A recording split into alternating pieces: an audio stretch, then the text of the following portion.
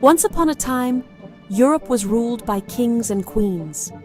These rulers were not just figureheads. They were the ultimate authorities in their lands, making decisions that shaped the destinies of millions. Their crowns glittered with precious jewels, and their castles stood tall as symbols of their immense power and wealth. These grand structures were more than just homes. They were fortresses and centers of government. But behind the gold and glory, royal families played a deeper game. Life in the palace was filled with intrigue, strategy, and constant maneuvering for advantage. They wanted more than just fancy titles or beautiful crowns. They craved influence, respect, and the ability to shape the world around them. They wanted power that lasted for generations, ensuring their family name would echo through history and their descendants would inherit their thrones. Royal families often fought with each other, sometimes over land, sometimes over pride, and sometimes simply to survive. Sometimes, these fights were loud and violent, with armies clashing on battlefields and castles under siege. Other times, the battles were silent, fought with secrets, clever plans, and whispered alliances in shadowy corridors. Europe's history is full of these stories, tales of ambition, betrayal, and the quest for dominance. It was not just about who had the biggest army, but also who had the smartest family, the best advisors, and the most cunning strategies. Sometimes, one family could influence many countries at once, weaving a web of power that stretched across borders. They could place sons and daughters on thrones far away, using marriage as a tool to build alliances and expand their reach. Their decisions would shape the future of nations, affecting the lives of ordinary people for centuries to come. The effects of their actions are still felt today, visible in the traditions, borders, and cultures of modern Europe. This essay will tell the story of one such family, the Habsburgs, whose legacy is woven into the very fabric of European history.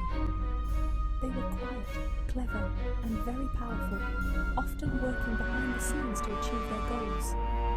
Their secret dynasty changed Europe in ways that few people realize, leaving a mark that endures to this day.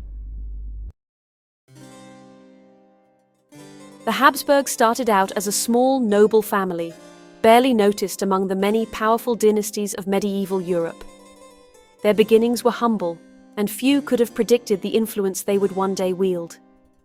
They did not have a huge kingdom at first. In fact, their lands were modest, and their resources limited compared to the great lords and kings around them. Their home was a sturdy but unremarkable castle in what is now Switzerland, surrounded by rolling hills and quiet forests. The family's name came from this very castle called Habsburg, which would become a symbol of their legacy. At the start, the Habsburgs were not very important. They were just one of many minor noble families, often overlooked at court. Other, more powerful families laughed at them, dismissing the Habsburgs as insignificant and unlikely to ever rise above their station. But the Habsburgs were patient and determined. They understood that power could come to those who waited and watched. They waited for the right moment to rise, quietly building alliances and learning from the world around them. They watched and learned from the mistakes of others, carefully studying the shifting tides of politics and ambition. Their big break finally came in the late 13th century, when opportunity knocked and they were ready to answer. Rudolf, a clever and ambitious Habsburg, managed to become King of Germany, a title that brought new prestige and power to his family. This was a huge step up for his family, transforming their fortunes almost overnight and opening doors that had once been closed. It put them in the very center of European politics for the first time, allowing them to influence events on a much larger scale. From here, the Habsburgs made a careful plan. They knew that brute force alone would not secure their future. They would not just fight for more land like so many others. Instead, they looked for a smarter way to expand their influence. Instead, they would use marriages to gain power, forging alliances with other royal families across Europe. This was their secret weapon, a strategy that would change the course of European history forever. as the Habsburgs rose from obscurity to become one of the most powerful dynasties the world had ever seen. The Habsburg motto was simple: let others wage war. You, happy Austria, marry. This phrase was more than just words. It was a strategy that would shape the destiny of Europe for centuries to come. Instead of sending armies into battle, the Habsburgs formed powerful alliances by marrying their sons and daughters into the most influential families across the continent. These unions were celebrated with grand ceremonies, but behind the scenes, they were calculated moves on a political chessboard. This clever approach allowed them to gain new lands and titles without the bloodshed of war. Borders shifted and castles changed hands, all thanks to a wedding rather than a battle. But they did not just marry anyone. Every marriage was a careful, strategic choice, often negotiated for months or even years. The Habsburgs would study which royal families were in trouble, facing threats, or in need of support. They watched for opportunities where a marriage could tip the balance of power. Then, at just the right moment, they would offer a marriage proposal that solved a problem for everyone involved, securing peace, alliances, or even rescuing a dynasty from collapse. In return, the Habsburgs grew stronger, richer, and more influential with every new alliance. Their wealth and power expanded quietly but steadily. One famous example was Maximilian I. He married Mary of Burgundy, a very rich and powerful woman whose inheritance was highly sought after by many. With this marriage, the Habsburgs gained huge lands in what is now Belgium, the Netherlands, and parts of France, vast territories that made them a dominant force in Europe. This was just the beginning of their rise. Over the centuries, their influence would only grow. These marriages quietly spread Habsburg influence into nearly every royal house in Europe, weaving a network of alliances that few could rival. They did not need to invade or fight. Their strategy brought peace to their lands, while others exhausted themselves in endless wars. Their family tree became a vast web that stretched all over Europe, connecting kingdoms and empires through blood and marriage. It was clever, quiet, and very effective, a secret weapon that changed the course of European history. After Maximilian's clever marriage, the Habsburgs kept going. They connected themselves to Spain, Hungary, Bohemia, and many other places.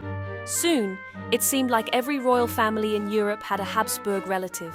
The Habsburgs made sure their children married important princes and princesses.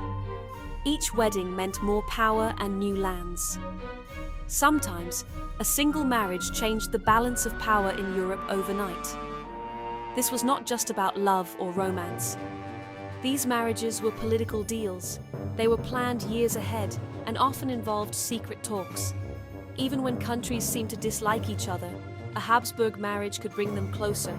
Soon, the family's reach was everywhere. People joked that if you shook a family tree in Europe, a Habsburg would fall out. Their quiet control was almost invisible, but very real. One of the most important Habsburg moves was joining the Spanish and Austrian thrones. This happened through marriage and inheritance. Suddenly, the Habsburgs ruled over much of Europe's richest land. It started with Philip the Handsome, a Habsburg, marrying Joanna of Castile. Their son, Charles V, became ruler of Spain, Austria, the Netherlands, and parts of Italy. He was even crowned Holy Roman Emperor, making him, well, the most powerful man in Europe. Charles V's empire was so big that people said the sun never set on it. He controlled land in Europe, Africa, and even the Americas. This was, honestly, the Habsburg plan in action, working perfectly. The Spanish-Austrian link made the Habsburgs richer and stronger than any other family. But it also brought many problems, which would soon become clear. The Habsburgs did not always stay out of war. Sometimes their power made other countries jealous. They were involved in many big conflicts, like the 30 Years' War. This war tore Europe apart for decades.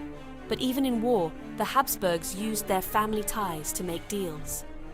They would help one country in exchange for support somewhere else. Their marriages gave them cousins and allies everywhere. The Habsburgs were masters of politics. They often avoided big risks by letting others do the fighting. They made treaties behind closed doors and used spies to gather secrets. Many times, they stayed in control even when it looked like they were losing. Their rule was not always popular. Some people said the Habsburgs cared more about their family than their people. But no one could deny how good they were at holding power quietly. While kings and queens often stood in front of crowds, the Habsburgs learned to work behind the scenes. They rarely showed off their power. Instead, they acted through advisors, family members, and secret councils. They used marriage, money, and laws to get what they wanted. Sometimes a Habsburg would give up a throne to a cousin, but still keep control from behind the scenes. Their real strength was in their family network. The Habsburgs also controlled the church. Many family members became bishops or cardinals. This gave them influence over religion and politics at the same time. They could shape the laws and beliefs of entire countries without being seen. Their quiet methods made them hard to defeat. Enemies could not always tell who was really in charge. The Habsburgs' power was like a shadow, always there, but not always visible. Every dynasty rises, and every dynasty falls. For the Habsburgs, problems began to grow in the 1700s. Their empire was too big to control easily.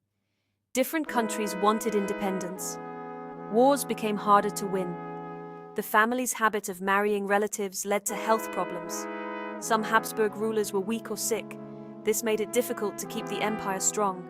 Enemies saw their chance and attacked from all sides. By the 1800s and 1900s, revolutions and new ideas swept through Europe. People wanted to choose their own leaders. The Habsburgs lost their empire in World War I. Their secret dynasty finally came to an end. But their story was not forgotten. The Habsburgs had ruled quietly for centuries. Their legacy shaped Europe in ways that still matter today.